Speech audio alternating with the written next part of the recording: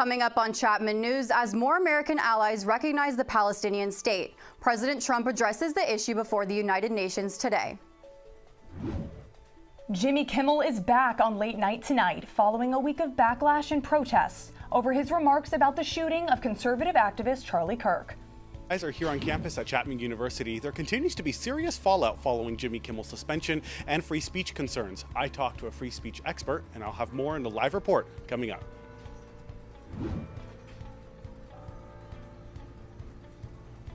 The family, and it was hard. It was really difficult for us, all of us, to deal with it. And those who knew an Orange County murder victim are now sharing his story. Hear what they have to say about the 13-year-old shot and killed outside a SoCal gas station. That story plus your weather and sports just ahead. From Orange, California, live from Dodge College of Film and Media Arts, this is Chapman News. Welcome to Chapman News. I'm Kirra Johnson. And I'm Sofia Youngs. Our top story today, new support and criticism for a two-state solution to the Israel-Gaza conflict. President Trump addressed the United Nations today and was sharply critical of several recent American allies that have officially recognized the Palestinian state. French President Emmanuel Macron says the recognition of the Palestinian state is the only solution that will allow Israel to live in peace. Macron also declared the move a, quote, defeat for Hamas. But President Trump says it would actually reward Hamas. Now, as if to encourage continued conflict, some of this body is seeking to unilaterally recognize a Palestinian state. The rewards would be too great for Hamas terrorists for their atrocities. This would be a reward for these horrible atrocities. Instead of giving in to Hamas's ransom demands, those who want peace should be united with one message: release the hostages now. France's announcement yesterday makes the United States the sole permanent UN Security Council member to not recognize the Palestinian sovereignty. Daniel Forti, the UN analyst at the crisis group, added that the U.S., quote, is betting that countries will go much further, at least for the time being. And researchers are fighting back after President Trump yesterday urged pregnant women to avoid taking acetaminophen, the active ingredient in Tylenol. Speaking at the White House, Trump promoted unproven links to autism. For this reason, they are strongly recommending that women limit Tylenol use during pregnancy unless medically necessary. That's, for instance, in cases of extremely high fever, that you feel you can't tough it out, you can't do it. I guess there's that. Several scientists and pediatricians have said Trump's claims are dangerous and will cause chaos and confusion among pregnant women. Late night host Jimmy Kimmel is set to return to the air tonight after a week of political protests and criticism. Nearly a week ago, Jimmy Kimmel Live was suspended indefinitely over Kimmel's remarks about the shooting of conservative activist Charlie Kirk. This sparked backlash from free speech advocates, with demonstrators rallying outside of ABC Studios and its network affiliates. The demonstrators are pleased with the decision to return Kimmel to air. I hope that Bob Iger and the rest of the executives at Disney have seen this protest and that they've been moved by it. It's a cautionary tale. I hope that they will resist any future pressure from the FCC and Carr, because he has his sights on other things. Since the announcement of Kimmel's return, Nexstar Media Group and Sinclair Broadcast Group have said they will not resume airing Kimmel on their ABC affiliates. All eyes will be on Kimmel tonight to see how he addresses the controversy. A Chapman University student who debated Charlie Kirk last year describes the conservative activist as, quote, one-sided in his rhetoric. Kirk was shot dead nearly 2 weeks ago while speaking at a crowd at Utah Valley University. 22-year-old Tyler Robinson has been charged with aggravated murder. Chapman student Emily Sue Gay debated Kirk last year. The video posted on YouTube. The two disagreed about the role of higher education. 5% is still a lot of people, right? Of course, but that means 95% might not need to exist at the institution. I don't think that's the takeaway. Sue Gay says the assassinations of Kirk is impacting how she feels using her voice on campus and across social media platforms. People are really angry right now, and things like this just inflame all reactionary groups on like both sides. And I don't think anyone is 100% safe saying how they feel anymore. Kirk's accused killer Robinson is due back in court next week. Prosecutors have said they will seek the death penalty if he is convicted. Charlie Kirk's assassination has sparked a national conversation about the First Amendment and freedom of speech. President Trump's administration has said anyone celebrating Kirk's murder should be held accountable. Chapman News reporter Ryan Kiser has talked with free speech experts, and he joins us live from the Fowler School of Law on Chapman campus with more. ABC late night talk show host Jimmy Kimmel will return to air later this. Thanks, Sofia and Kirra. In the country, more than 100 people have already been suspended or fired from their jobs because of comments they made or posted on social media in reaction to Kirk's death. Of course, the most notable is ABC late night talk show host Jimmy Kimmel, who will be returning to the air tonight. We hit some new lows over the weekend with the MAGA gang desperately trying to characterize this kid who murdered Charlie Kirk as anything other than one of them and doing everything they can to score political points from it. Following those remarks last week, Disney-owned ABC suspended Kimmel's show. The action came after threats from FCC Chairman Brendan Carr that ABC should take action against Kimmel or the FCC could step in. Some critics of the moves have noted Charlie Kirk himself championed free speech, and so to them, Kimmel's suspension seems contradictory. Last year, Chapman University senior Emily Sugay was one of 25 college students who debated Kirk for a video for Jubilee.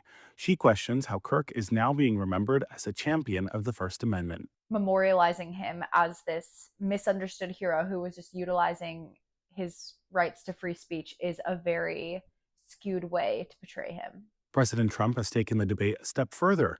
He's threatened to revoke the broadcast licenses of TV networks because he says their coverage of him is, quote, all negative. Dr. Ronald Steiner is a professor at Chapman University's law school and studies politics and law. Those entities are caving in, not because they think Jimmy Kimmel went too far or the 60 Minutes interview was edited improperly, but because they're afraid the government is going to deny them the licensing that they want.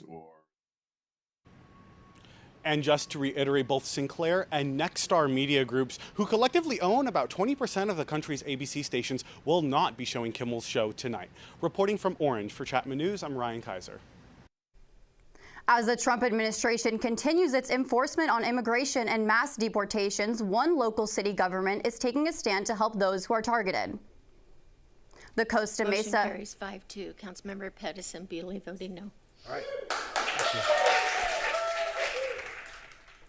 The Costa Mesa City Council recently voted to establish a $200,000 immigration legal defense fund. The city will also join the ALCU class action lawsuit challenging Trump's administration policies. At a recent news conference outside of the Costa Mesa City Hall, two advocacy groups, OC Rapid Response Network and Resilience OC, urged other local cities to establish similar defense funds. The leader of a popular Mexican megachurch is facing federal charges of sex trafficking, child pornography, and racketeering. Prosecutors say Naso Joaquin Garcia has been exploiting young members of the La Luz del Mundo church for decades.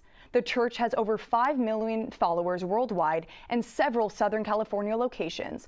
Garcia was a pastor of the church in Santa Ana here in Orange County for several years. Garcia is already serving 16 years in prison on state charges for sexually abusing young members of the church. His attorney denies the allegations. Funeral services were held on Sunday for an Orange County teen who was shot and killed in Pico Rivera. Chapman News reporter Madison Miller has the story. It was just another Saturday night for 13-year-old Said Mendez. He was waiting for his mother to get off of work at the 76 gas station on Whittier Boulevard on the night of August 23rd. Then police say 20-year-old Andres Chavez approached Said and shot him, and the lives of those who knew Said would never be the same. It's just heartbreaking. I mean, it was heartbreaking for me. It was hard. Really, really. Virginia Duncan and Tina Trejo worked with the Mendez family at the Family Care Center in Orange. They said Saeed stayed at the center with his mother and siblings from March to June of this year. Saeed was one of 5, the middle child who lived with his mom. Virginia tells us he often would not leave his mom's side after the passing of his father just over a year ago. Every time his mom went to work, he was right behind her. She never went to work without him. 8 o'clock in the morning, he was, come on, Mom, we gotta go to work. A really close family. They always stuck together. They took care of each other. So they were a really close family. He used to sit over there, remember, on the little, where we have a bunch of our books. They used to sit over there and just, he'll mingle with the kids his age, you know, and they would just sit there. And that's when you seen him, he got comfortable now. Because before he was really, really shy. Virginia and Tina tell Chapman News the teen was very close with his family and was very reserved. He was really quiet and he was very shy. That was one of the things about him. You couldn't get him going or anything. He was really shy. Yeah, you weren't going to get anything out of him. You didn't talk to him, he wasn't going to talk to you. I mean, that's how shy he was. They told us Saeed's 13th birthday was celebrated with the staff in June, just 2 months before he died. The company, for goodness sakes, will come and bring their personalized cake, whatever they wanted. And his was like a Frankenstein, ugly, with brains on the top and everything. And we brought it to the table, and his mom told him, come on, we're going to sing happy birthday. He would not do it. He said, nope, I'm not going to do it. He was embarrassed or he was shy. Los Angeles County Sheriff Robert Luna says the shooting was unprovoked. Luna spoke to Saeed's mother, Clara, at a press briefing about the loss of her child. And Clara, on behalf of all of us here at the Los Angeles County Sheriff's Department and the city of Pico Rivera, like I told you when I met with you a couple of minutes ago, yes, we deal with these kind of incidences once in a while, but this one is a little different when we lose the life of a 13-year-old boy, just like this and the way I'll describe it. So we're so sorry for your tremendous loss. Virginia and Tina told us Clara came into the shelter the day after Saeed's murder in tears, experiencing a pain no mother should. While she no longer lives at the care center, Tina and Virginia say they will stay in touch with Clara. If you would like to donate to the victim's family, you can access the GoFundMe at the link on your screen. Madison Miller, Chapman News. Faced with a $64 million deficit, one Anaheim City Council member wants to raise money by levying additional tax on entertainment venues like Disneyland. The council will discuss the issue at today's meeting. One city council member, Natalie Rubalcaba, introduced the proposal earlier this month. She said in an interview with the Voice of OC, "We cannot continue to depend on TOT hotel taxes, a one-time revenue source 11% short this year." But council member Natalie Meeks disagrees and points to the $120 million slated to free up when the city pays off bonds from Disney's 1997 expansion. Rubalcaba wants debates to happen sooner rather than later, so residents can vote on it in the 2026 November ballot. Here in Orange County, surfers love September. And our weather reporter, Angela Hara, is here to tell us more about some gnarly waves. Well, guys, I have to say these gnarly waves we're seeing off the OC coast may mean I might have to take a little surf break after Chapman News. Don't tell anybody, though. Let me show you guys exactly what I am talking about. We're going to take a look at this live cam with a beautiful view from Laguna Beach, California. It is absolutely amazing to see those iconic rocks that we all know and love. You can see the waves hitting across that sand, those beautiful buildings and houses behind. It's just such a beautiful day. But you may be asking yourself, well, why is this all happening? September has the warmest waters and the best waves. It's all due to the seasonal lag where the ocean and land continue to absorb and release heat after the peak of summer. We begin to see the reduction of coastal fog upwelling along the Pacific coast, thus providing that warm water and those great waves to surf. We're also tracking some wave heights in Huntington and Laguna. Those seem to be the spots to hit the surfs with the highest wave heights. Newport right behind, and Crystal Cove only at 1 foot. I'll have your national and local weather coming up in just a few minutes. Cool waves, Angela. Well, it's 2025, so do I really need a college education? I'm Nico Schwegler, and I'll tell you why less than 40% of Americans think a college education is still very important. Governor Newsom is expected to sign a bill recently passed by state lawmakers that will allow rideshare drivers to form a labor union. Rideshare giants Uber and Lyft have agreed to back down from their opposition to a labor union, and in return, the state will reduce insurance coverage requirements. Uber's head of public policy in California, Ramona Pierto, says the bills represent a compromise that lowers costs for riders while creating a stronger voice for drivers. Rideshare drivers have been required to carry $1 million in coverage for crashes caused by uninsured drivers, and Uber and Lyft were footing the bill. Now, drivers will each need $60,000 for uninsured driver coverage. About 800,000 rideshare drivers will now be eligible to join the labor union when the new law goes into effect January 1st. Well, it looks like we might be experiencing some lasting heat as we approach the end of September. And Angela Har is here to give us all the details. Angela? Hey guys, well, as you know, I'm a Palm Springs native, and I've got to admit I'm loving this last little stretch of heat that we're experiencing, so let's get right into it. Today's temps, we're seeing sunny skies, 90 degrees, and a 0% chance of rain. Sorry, rain lovers. Let's take a look at our OC forecast. Those beach cities are looking pretty amazing. High 70s, Newport Beach at 77, Laguna at 77 as well, and San Clemente a little bit hotter at 79. And of course, as we move more inland, we're seeing Westminster at 83, Irvine at 83 as well, and Mission Viejo the hottest at 87. And we're also tracking our national precipitation map. Midwest is going to be seeing the most precipitation today. States like Wyoming, Colorado, Kansas, those guys are going to be seeing the most precipitation. And of course, as we move east on the map, we can see states like New York and Virginia and that region right below the Great Lakes are going to be seeing some precipitation as well. Taking a look at our national forecast, we've got Seattle with a high of 75, partly cloudy. Bay Area is looking pretty hot today at 85 degrees and sunny skies. As we move to our desert cities, Las Vegas, my hometown of Palm Springs, Phoenix, those guys are going to be experiencing the most heat from this from these high temps. Denver is going to be tracking some rain at 54, and as we move Midwest, Minneapolis and its partner in crime, Chicago, those are going to be seeing some more cloudy days. And Atlanta, we've got a high of 89, and as we move more northeast, New York is going to be tracking some rain, and down in Miami is also going to be tracking some rain. And taking a look at our 5-day fenestra here locally, we're starting off with sunny skies today, and we're gonna, as we move more midweek, we're gonna be seeing some clouds with higher warming temperatures, and as we head off into the weekend, we're gonna be seeing those sunny skies again. That's it for the weather. Back to you guys. There's a growing concern about nitrous oxide, commonly known as laughing gas, which authorities say is being abused as a popular party drug. Earlier this month here in Orange County, Tustin police reported they found 90 canisters of nitrous oxide during a traffic stop. However, this isn't just an isolated incident. It's actually a part of a growing trend of whippet abuse on college campuses and among teens.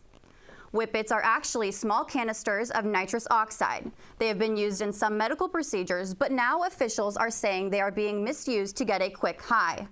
Experts say the use of nitrous oxide can have serious health implications. It's a dissociative drug, meaning it can make users feel detached from their bodies or surroundings. It can cause hallucinations, dizziness, loss of motor control, and even long-term nerve damage if used repeatedly. Death links to nitrous oxide poisoning have risen more than 500% since 2010. Social media has also fueled the trend, with videos on TikTok and Instagram showing users chasing this short but intense high.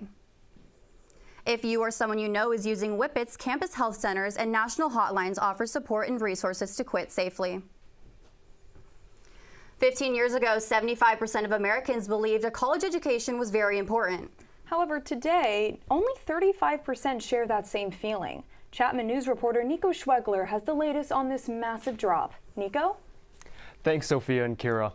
What used to be the gold standard of post-high school plans is now facing more questions than ever. With rising costs, different options, and a growing counterculture, More Americans are asking the question, is a college education really worth it in 2025? It's just that, your dollar doesn't go as far as it used to. There are several things that I had interest in that I never really pursued, but ultimately in college I ended up going for CIS, then music, then I dropped out and went to flight school. Oliver Catron and Luke Linares knew they wanted to be pilots. Catron went down the increasingly popular route to community college, while Linares dropped out of Fullerton College to pursue his dreams. My grades weren't really good enough for a traditional four-year college, so I decided to go to Mount Zachary. I got a 2-year degree in commercial flight, and I got a 4-year degree in aviation management. It's a little bit strange because as a pilot, realistically, you get a degree to kind of tick that box. Catron's not alone in that tick-the-box sentiment. According to Gallup, nearly every subgroup has placed less importance on a college education. This includes groups like women, people of color, and Democrats, who have historically placed greater value on higher education. Kirra, Sofia? Very interesting, Nico. Now, what are some reasons people are shifting away from that prestigious 4-year degree? Well, Sofia, nearly half of Americans, 46% to be exact, still view college as fairly important, but the necessity of it is no longer as pertinent. Here's a look at why Linares believes that's the case. Elementary, middle, high school, college, right? And it's just a big tree. It's just you climb the totem pole. I feel like there should be more branches after high school. There should be more normalized branches. There's tons of other options. There's certifications, there's trade schools, there's independent, fields of study, and then there's college. There's starting a business, there's being an entrepreneur. There's so many different things you can do. And Nico, what role does the cost of higher education play in all this? Great question, Kirra. According to usnews.com, tuition and fees at both public and private universities are up more than 40% over the last 2 decades, and that's adjusted for inflation. This rising cost, along with the alternative paths Linares mentioned earlier, has made many question what their viable path is after high school. For Chapman News, I'm Nico Schweigler.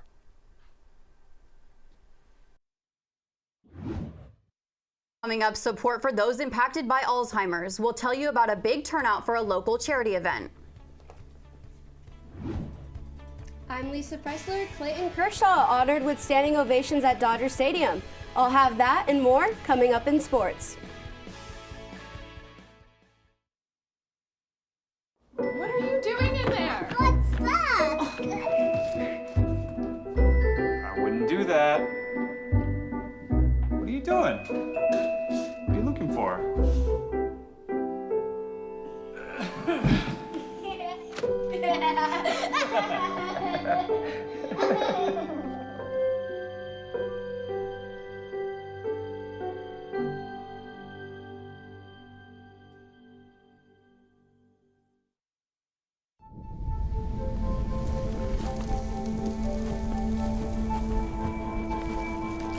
Eva Marie smoked 12,000 packs of cigarettes over 15 years. She quit, and now there's a new lung cancer screening that could save her life. You stopped smoking. Now start screening. No matter how much you smoked, early detection could save you. Talk to your doctor or learn more at savedbythescan.org.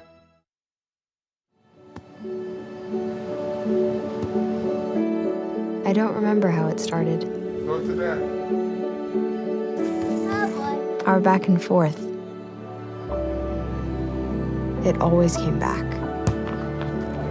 Dad! You probably don't remember what you told me, That was perfect. but I heard every word.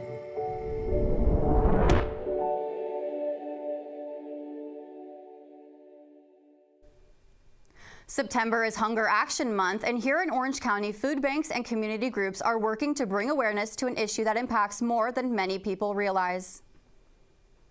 As often portrayed in the media, OC has a reputation for affluence, yet food insecurity remains a challenge for thousands of residents. Malia Carey with the Second Harvest Food Bank says that families and individuals struggle to pay bills while also trying to put food on the table.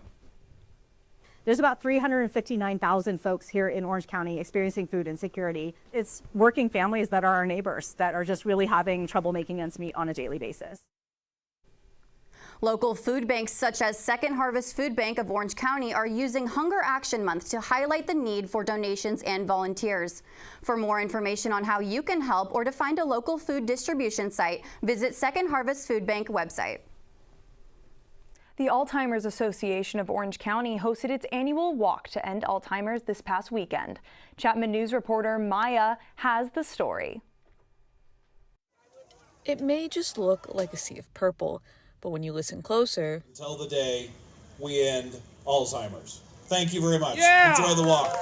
You'll realize every step taken is to remember those who have forgotten. Over 400 people gathered in Mission Viejo to participate in the Walk to End Alzheimer's. Walk to End Alzheimer's is our biggest community-facing event. It's really an opportunity for the community to come together to honor those that we've lost to the disease. One group in particular has gone above and beyond for the cause. Our team is Rancho Mission Viejo Fights, ALZ, and today we are walking as one. We're walking in memory for all of our loved ones that have passed from this horrible disease. RMV Fights ALZ raised over $8,500 to support Alzheimer's research. They really have helped galvanize the South Orange County community and build our South Orange County Walk. There are over 7 million Americans diagnosed with Alzheimer's, and that number continues to rise. But every number represents a story and a life forever changed by the disease. My daughter and Pam talked to me and said, why don't you use your photography as an idea to photograph Alzheimer's patients? So the purpose of the book is to show my early years as a photographer at Time Life. And then the second part of the book would be having to work on the Alzheimer's project. And a lot of it, will be some of my celebrity work. Mark says that life doesn't have to end with diagnosis. The clock is ticking. If you kind of don't have a routine during the day to give yourself the inspiration, I think you're going to die a lot earlier. Reporting for Chapman News, I'm Maya Gulsatarian. There's an update in a lawsuit involving the LA Angels. Lisa Pressler joins us live with the story and more sports. Lisa? Thanks, Kirra and Sofia. Welcome back to the Panther Sports Roundup, where we got the latest in the world of sports. A legal setback for the LA Angels as the team faces a civil lawsuit brought by the family of Tyler Skeggs, the 27-year-old pitcher who died of a drug overdose in 2019. A judge ruled the Angels cannot argue that the team's former communications staffer, Eric Kay, was not responsible for Skeggs' death. Kay was convicted and sentenced to 22 years in prison in 2022 for providing Skeggs with drugs. The Angels had maintained a fentanyl-laced pill Kay gave Skeggs did not actually cause his death. The civil trial got underway yesterday with arguments about what evidence the jury will hear. The baseball community is showing its support for LA Angels minor leaguer who was in a serious car accident in Washington State earlier this month. 22-year-old Rio Foster was drafted in the 16th round by the Angels in 2023 and was recently named Northwest League Player of the Month. He's an outfielder with the Tri-City Dust Devils. He was a passenger in the car that hit a power pole. He was ejected and suffered a traumatic brain injury. After surgery, he remains in critical but stable condition. Angel players including Yusei Kikuchi, Joe Adele, Bryce Teodosio, and Christian Moore have donated more than $16,000 to Foster's online fundraiser. Accolades for Dodger pitcher Clayton Kershaw continue to come in after the 18-year-old veteran pitched his last regular season home game. A day after announcing his retirement, Kershaw received a standing ovation from fans and hugs from teammates and coaches. His wife and children were also in the stands to cheer him on. Over his career, Kershaw won 3 Cy Young Awards, an MVP, and was selected to 10 All-Star games. He also helped the Dodgers win the 2020 World Series and became only the 20th pitcher in the MLB history to reach more than 3,000 strikeouts. For his final home start, the Dodgers defeated the Giants 6-3, securing a playoff spot. That means Kershaw could still pitch in postseason. The Las Vegas Aces will be looking to even up their semifinal series with the Indiana Fever when the two teams tip off at 6:30 tonight. The Aces center forward Asia Wilson has made history by earning her 4th league MVP award. That's the most ever in the league and her 2nd in a row. She's also won in 2020 and 2022. Now in her 8th season, she set a league record by scoring 30 or more points in 13 games and led the WNBA with 284 made free throws, a career high. This has been the Panther Sports Roundup. I'm Lisa Pressler. See you next time.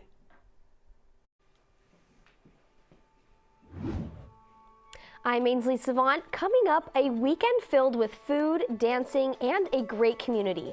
Stick around for an inside look into the Dojinki Polish Harvest Festival.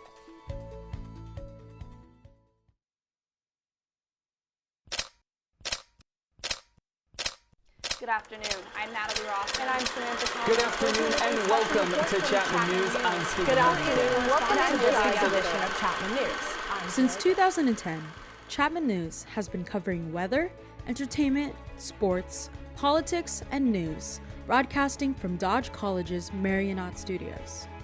As the only live newscast in Orange County, our journalists aim to highlight local, statewide, and national communities. We're here to provide the most accurate, engaging, and relevant news for our community. Tune in to our nationally recognized and award-winning newscast, Chapman News. Watch locally on Channel 6 or on our YouTube to stay updated with the latest. Now, Kirra, according to the calendar, we are officially into fall. In Yorba Linda, the Polish Harvest Festival is celebrated with traditional dances and even tastier treats. That's right, Sofia. Our feature reporter Ainsley Savant joins us now with the highlights. Ainsley? Thanks, Kirra and Sofia. The St. John Paul II Polish Center in Yorba Linda hosted its 46th annual Dojinki Polish Harvest Festival this past weekend, and I went to check it out. Take a look. The festival weekend is described as a celebration of Thanksgiving for a bountiful harvest. Public Relations Manager Konrad Wozimerski describes some of the fun opportunities within the festival. We have a little bit of everything for everybody.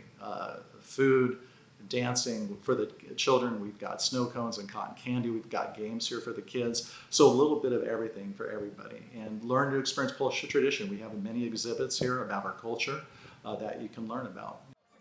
This event in Yorba Linda draws 5,000 to 10,000 attendees for the weekend, many of whom come for the delicious traditional Polish food.